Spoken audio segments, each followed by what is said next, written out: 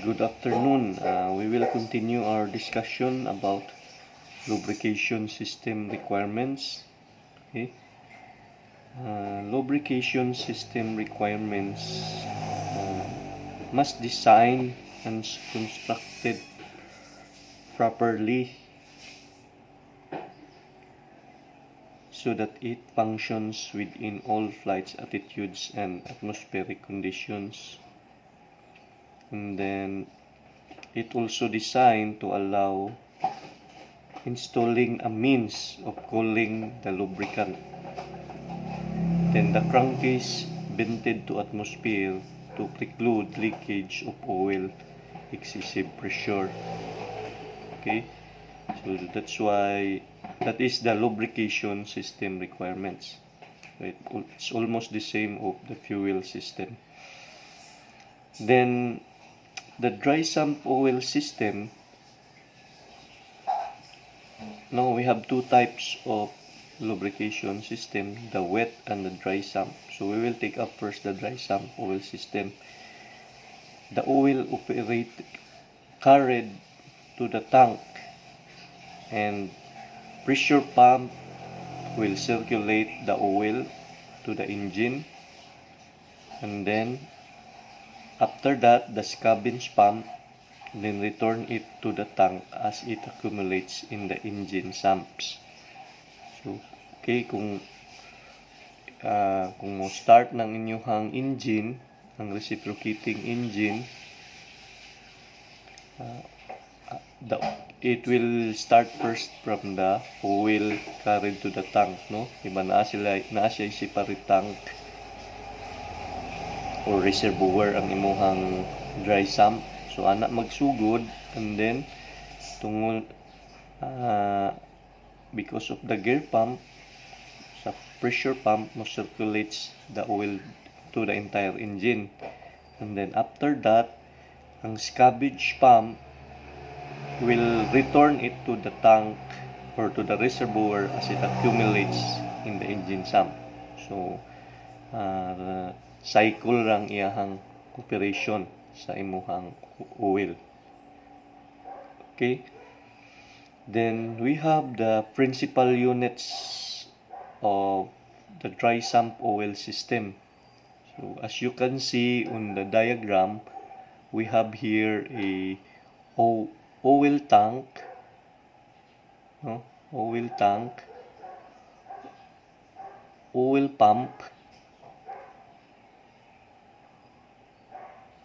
and then we have oil pressure gauge, scavenge pump, oil cooler.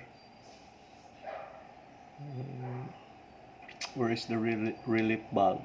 Okay, so that is the principal units of the dry sump oil system.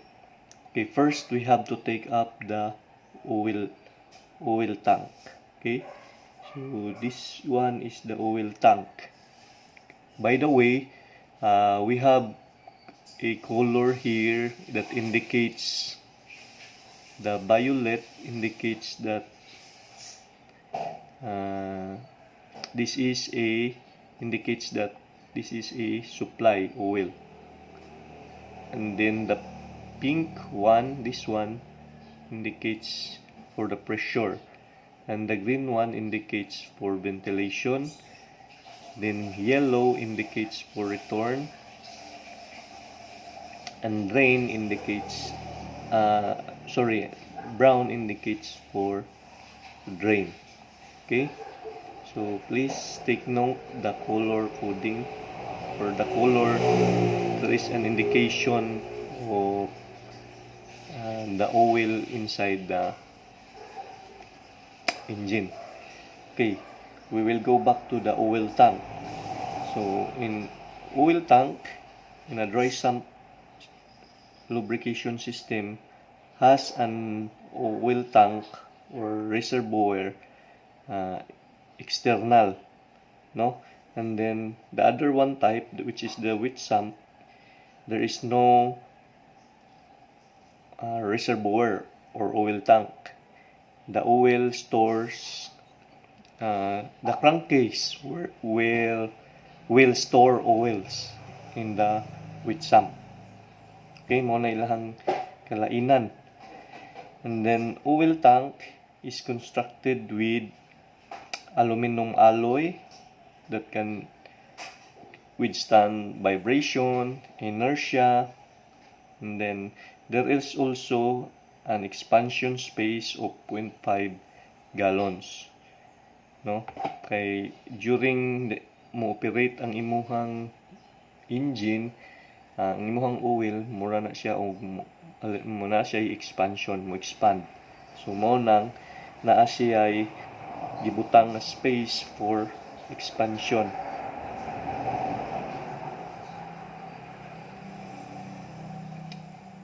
Okay.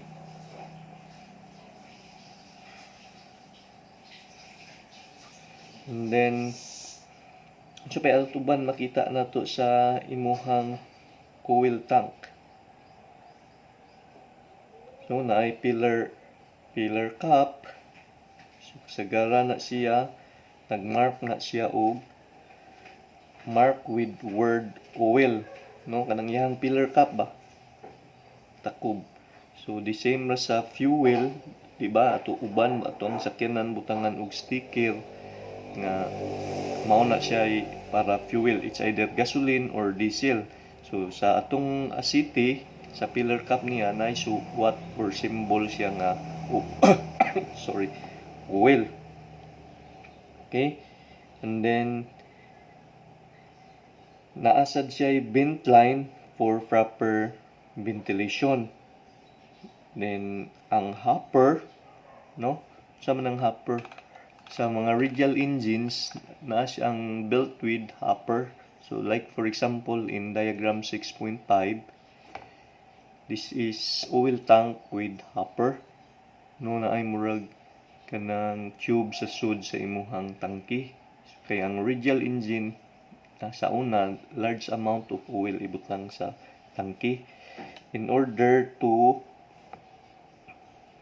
help the engine warming up, no. Kani manggong oil hopper, this is a part of oil dilution system. Only oil in the hopper is diluted and then speeds up for dilution and require less gasoline, no. Kanang murag ang iyahang kanang solution, madilute ang iyahang kuan, ang oil. Okay, mo nay oil hopper.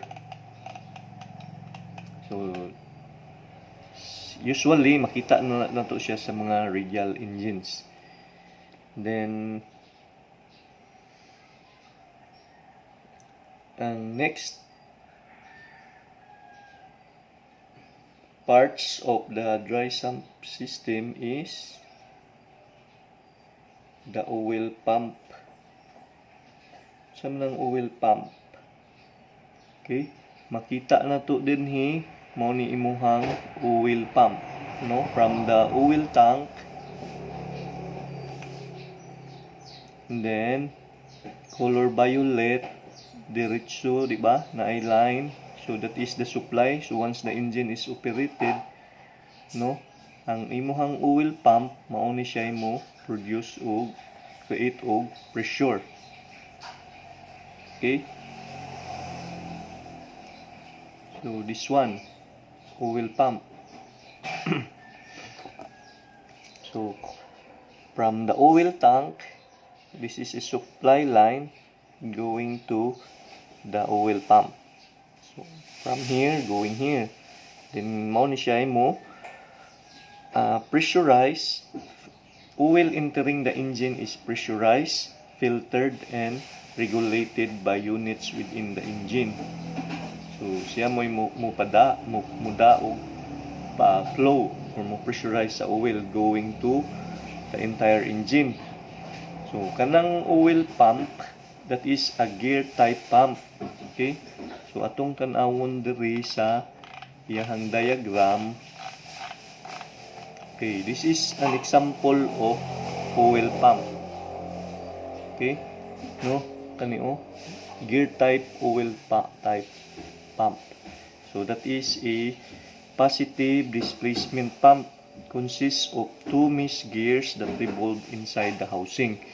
So makita na to sa drawing or sa diagram na duha siya ka gear. Sibo na silang duha. Gamay lang ang ilahang distance between sa housing. And then ang usa makita na to nga naay arrow red pikas-pikas. Ang isa mao ni ang mo-turns na siya og clockwise. Then usa counterclockwise. So once ang isa motuyok, diba, kay connected man ni siya sa drive shaft ang one of the gear. So kung isa mo na gitawag siya og idler, no?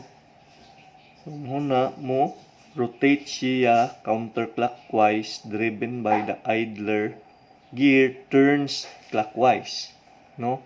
Driven by the idler gear turns clockwise. So mao na ang tuyok ning usa ka gear mo tuyok sad ang imuhang usa ka gear. Okay?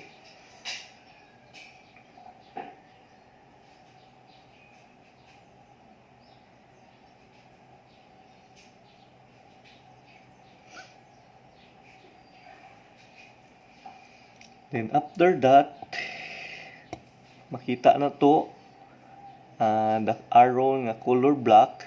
So once mo turn ni siya, musud kinay ang oil dire, mao ni iyang opening port, mao ni iyang exit port going to the next is sa imuhang oil filter.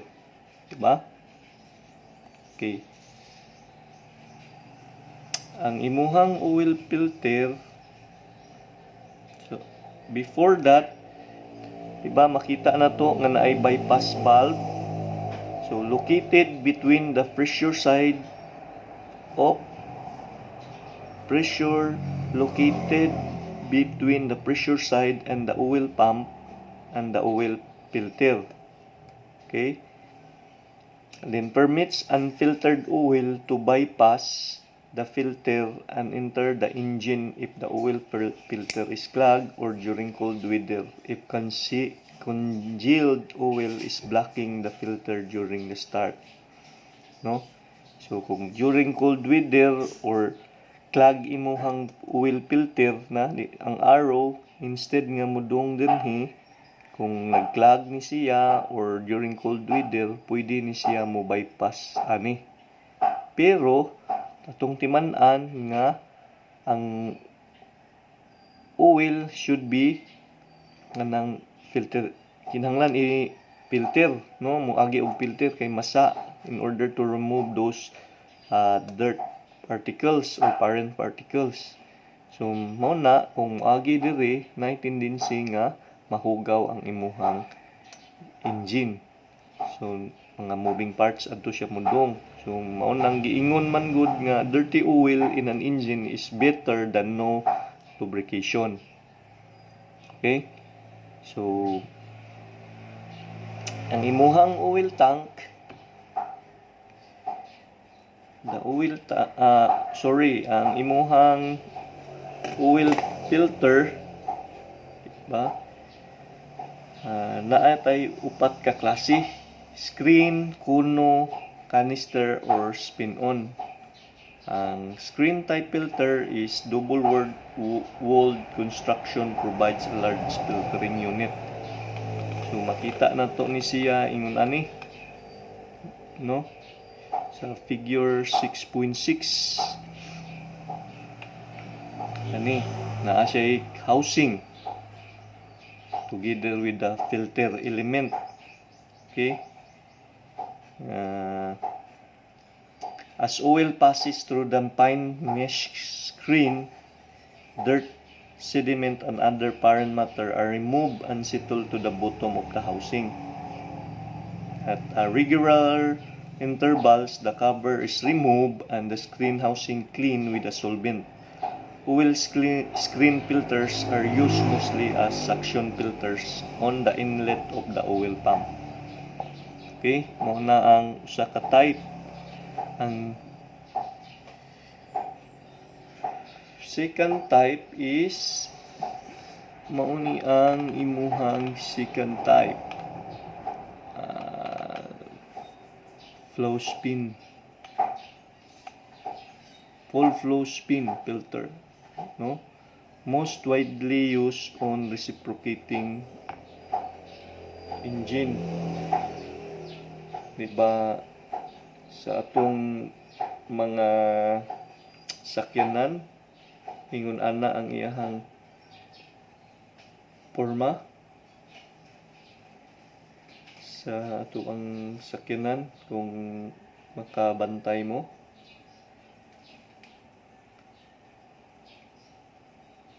So muna ang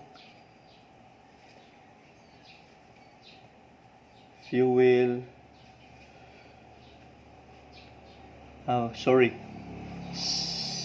full flow spin-on filter, no?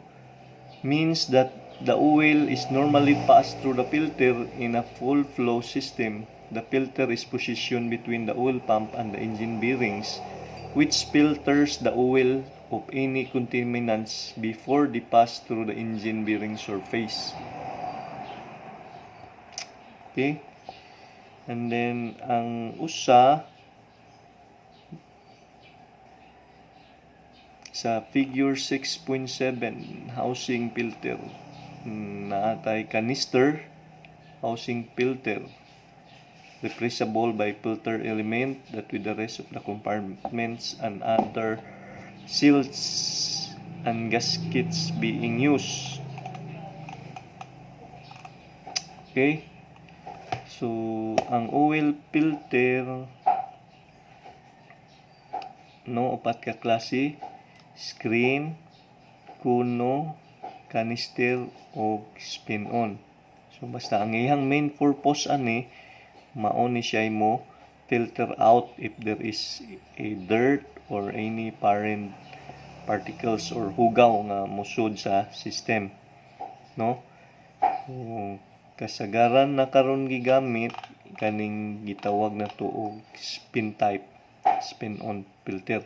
So ato na mura siya og lubagon, di ba? Pareha sa makita na to sa sakyanan. Kung moingon ta og pareha sa ato ang mga makita ato itong mga karaan, katong mga motor, katong mura siya og corrugated, di ba? Mura siya na yellow color nga corrugated nga mura og kanang carton, di ba? Iyang filament. So mao na siya. Mao ni this one is a cutaway of a filter sa inside sa imuhang spin-on.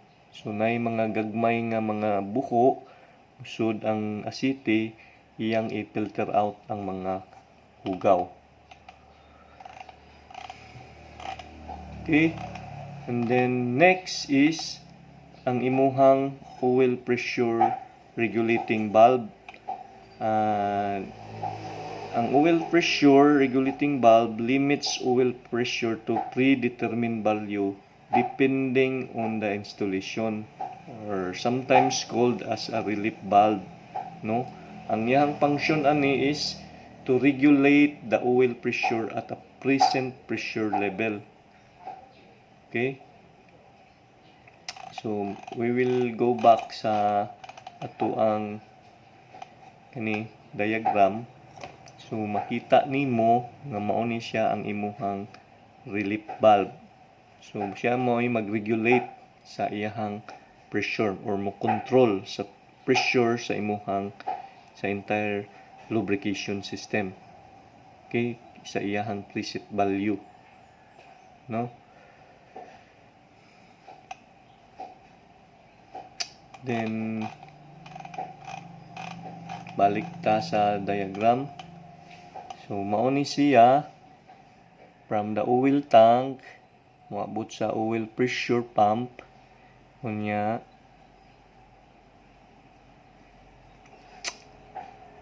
oil pressure pump, then diretso ni siya sa imuhang engine, di ba? Mo diretso diri sa imuhang internal parts. So mag-lubricate na siya, nagingon dito nga pressurized, filtered ang imuhang oil nga muso dinhi. After ana, okay, mao man ni ang color violet, meaning nag-supply siya og oil. After that, naat musud siya sa scavenger pump, ba? Adto dito sa gikan sa imuhang engine sumps dinhi sa ubos, no, from oil tank diretso supply tungod sa imuhang oil pressure mo diretso dinhi sud sa mo circulate sa imuhang entire engine. Then this one ang imuhang scavenger pump, mao ni siya mo kuha sa mga oil gikan sa imuhang engine sump niya. After niya ibalik, diba, yellow is return. After the oil return to the oil tank, kinahanglan mo na yellow na siya, return na ang oil, moagi ta og oil cooler. So unsa man ning oil cooler? So mao ni nga mo lower sa temperature sa imuhang oil before mo adto siya balik sa imuhang oil tank. Okay? So dili pwede nga ang imuhang asiti mo balik sa oil tank nga init. So kay init man kay gikan siya sa imuhang engine, no, nag-circulate. So before mo balik siya sa imuhang oil tank, iyahang i-lower ang iyahang temperature sa imuhang oil cooler. So unsaon pag-lower sa imuhang oil cooler? So kaning oil cooler pwede ni siya murag mga division ingon ana nga through sa iyahang atmosphere mura og kanang radiator, no, nya kani siya naa po ni siya tube nga murag mag-agi nga gikan ani murag tube nga connected sa imuhang fuel system, no. So dili gud sila mag-mix pero ang tube nag-ingon ana. So ngano man gituyo na siya kay ang fuel before siya modong sa carburetor kinahanglan nga medyo warm. Then ang characteristics sa fuel is bugnaw. So maotoy mo pa bugnaw sa imuhang oil gikan diri sa imuhang engine, no. Mura sila og nag-give and take. Ang fuel kinahanglan siya nga mo warm. So makuha niya nga init dito sa asiti.